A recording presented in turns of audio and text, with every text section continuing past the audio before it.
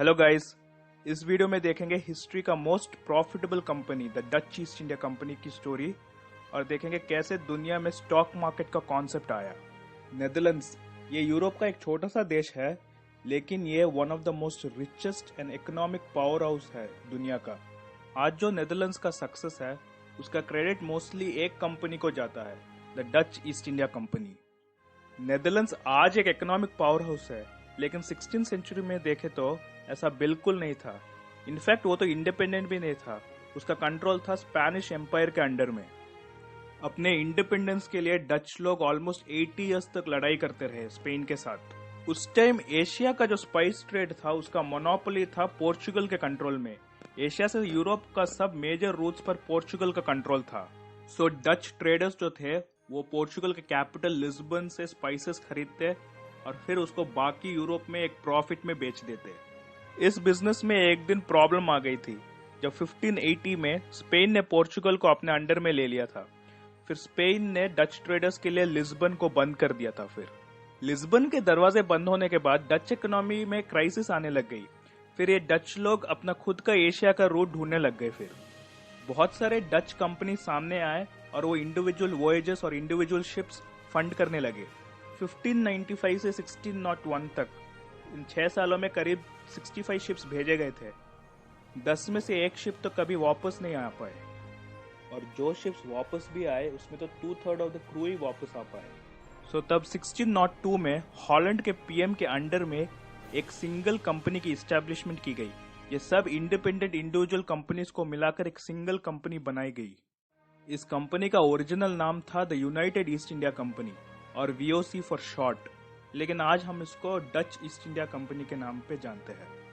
अभी नेदरलैंड्स के गवर्नमेंट ने VOC कंपनी को मोनोपोली दे दी स्पाइस ट्रेड के लिए, और उनको परमिशन भी दे दी कि वो एशिया में कॉलोनी भी इस्टेब्लिश कर सकते हैं नेदरलैंड्स के नाम पे, और वो अपना इंडिपेंडेंट आर्मी भी मेंटेन कर सकते हैं। लेकिन अभी ये वास्ट स्केल में करने के लिए हाई कैपिटल की जरूरत पड़ रही थी।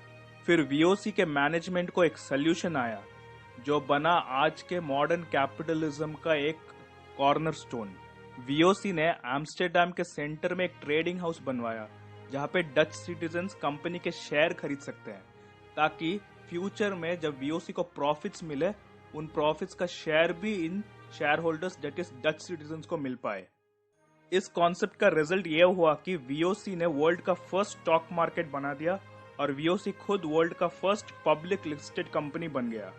बहुत सारे Dutch citizens as well as बाहर के लोग भी, दूसरे देशों के लोग भी इस कंपनी पर इन्वेस्ट करने लग गए।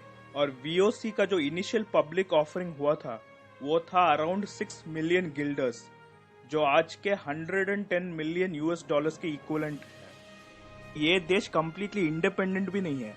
हाफ इस देश का area was under the control of Spain. लेकिन ये टाइम नेदरलैंड्स के लिए अच्छा एक मौका भी था, क्योंकि उस टाइम स्पेन और इंग्लैंड का वॉर चल रहा था, और इस वॉर के वजह से नेदरलैंड्स को फायदा हुआ, क्योंकि इस गैप में नेदरलैंड्स ने अपना खुद का स्पाइस रूट और स्पाइस ट्रेड में अपना मोनोपोली जमा लिया था उस टाइम। सो नेदरलैंड्स का फर्स्ट कॉलोनी एशिया में था इंडोनेशिया, जो उन्होंने एस्टेब्लिश किया 1611 में। उन्होंने इंडोनेशिया में बहुत सारे स्पाइस प्लांटेशंस बनवाए और फिर जावा आइलैंड को अपना बेस बनाकर इंडिया के फैक्ट्री से सिल्क और फैब्रिक्स बनवाते, फिर जापान से सिल्वर एंड इवन चाइना से भी सिल्क इंपोर्ट करते। इस स्पाइस ट्रेड के मोनोपोली के वजह से VOC का प्रॉफिट मार्जिन ऑलमोस्ट 1500% हुआ करता था। फाइनली नेदरलैंड्स को इंडिपेंडेंस मिला 1648 में। इंडिपेंडेंस के बाद नेदरलैंड्स का स्पाइस ट्रेड पर मोनोपोली और भी स्ट्रांग हो गया। VOC कंपनी का बहुत सारा लेगेसी है, जैसे एक VOC ट्रेडर एबल टैस्मैन, उन्होंने डच ईस्ट इंडीज के साउथ में 2 बड़े लैंड मासेस डिस्कवर किए थे। उन्होंने इन दोनों लैंड मासेस का नाम रखा था न्यू हॉलैंड एंड न्यूजीलैंड। लेकिन कई साल बाद ये 2 लैंड मासेस ब्रिटेन के कंट्रोल के आने के बाद न्यू हॉलैंड बन गया ऑस्ट्रेलिया, लेकिन न्यूजीलैंड का नाम सेम ही रहा।